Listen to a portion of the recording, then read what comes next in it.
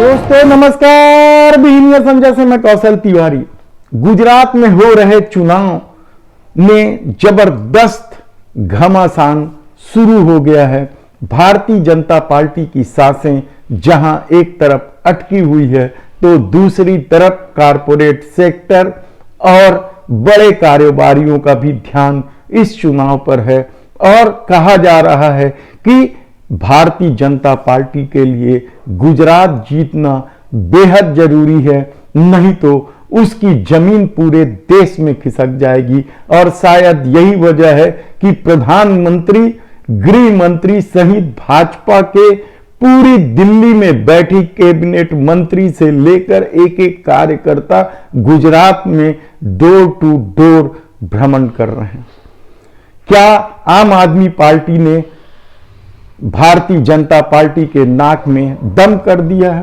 यकीनन, क्योंकि जिस तरीके से केजरीवाल ने दिल्ली में सरकार चलाई और उसके बाद पंजाब फतह की, अब वे गुजरात में पूरी ताकत लगा चुके हैं और हालत यह है कि सूरत में उसके प्रत्याशी ने अचानक नाम तक वापस लिया। आरोप प्रत्यारोप के बीच भारतीय जनता पार्टी इस जमीन को छोड़ने को तैयार नहीं है, क्योंकि यह आरएसएस और भाजपा दोनों के लिए हिंदुत्व की प्रयोगशाला है और इस प्रयोगशाला के चरमरा कर गिर जाने का मतलब होगा 2024 में भाजपा की जमीन खिसक जाना। ऐसी परिस्थितियां जब गुजरात में पैदा हो गई है तो क्या इसका असर व्यावसायिक क्षेत्रों पर भी पड़ने लगा है? यकीनन। आप देखिए कि किस तरीके से दूसरी पार्टियों को मिलने वाले चंदा की पाइपलाइन काटने की तमाम कोशिश के बाद भी जिस स्तर पर आम आदमी पार्टी और कांग्रेस वहां चुनाव लड़ रही है और खर्चा कर रही है, वह भारतीय जनता पार्टी के लिए हैरानी की भी बात है और उसकी सांसें अटकने वाली बात है। क्या कुछ होगा यह तो बाद में पता चलेगा। हमने पहले ही कहा कि इन 27 सालों में जितने भी राज दफन है, यदि सत्ता बदली और उनके खुलासे हुए तो कई लोग जेल के सलाखों में होंगे या राजनीतिक उथल पुथल इस देश में मच जाएगा।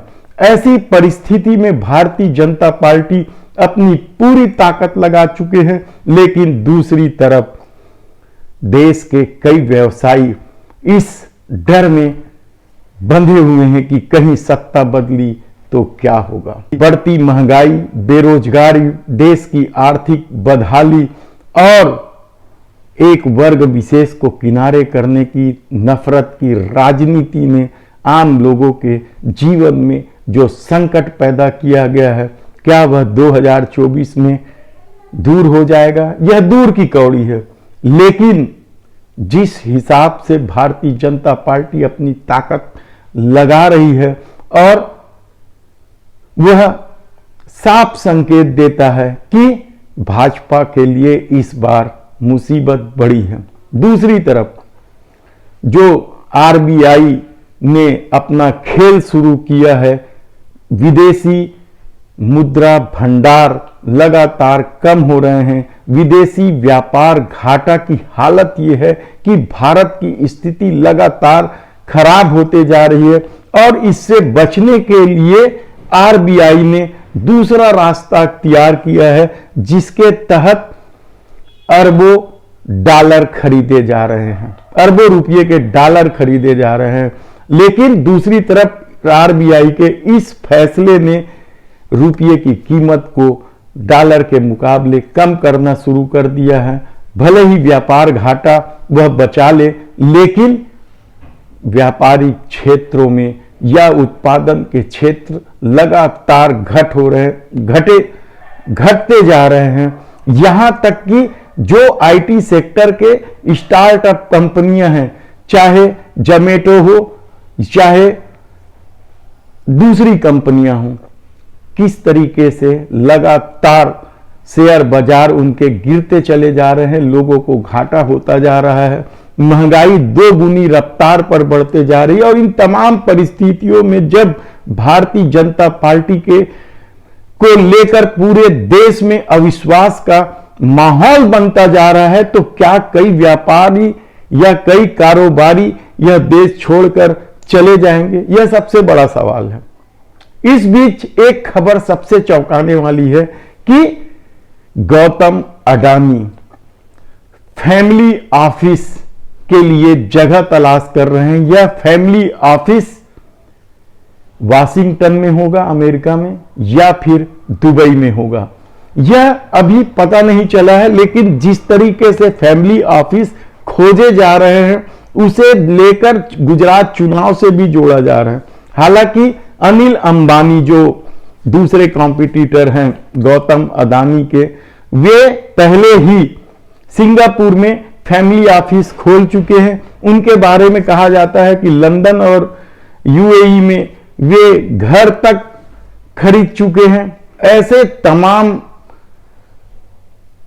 चर्चा के बीच गौतम अडानी जैसे व्यक्ति का वाशिंगटन या दुबई में फैमिली ऑफिस खोलने को लेकर किए जा रहे कार्य को लेकर सबकी नजर है।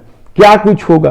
क्या पिछले सालों में जिस तरीके से अडानी को मनमाने कर्ज दिया गया है, 2 लाख करोड़ से भी अधिक कर्जे अडानी की कंपनियों के ऊपर है, और कोई भी कंपनी उनकी प्रॉफिट में नहीं है, कहा जाए तो गलत नहीं होगा। देश के जो 25 प्रॉफिटेबल कंपनी है, उसमें गौतम अडानी की कोई भी कंपनी शामिल नहीं है, और कर्ज पर कर्ज बैंक गौतम अडानी को देते जा रहा है।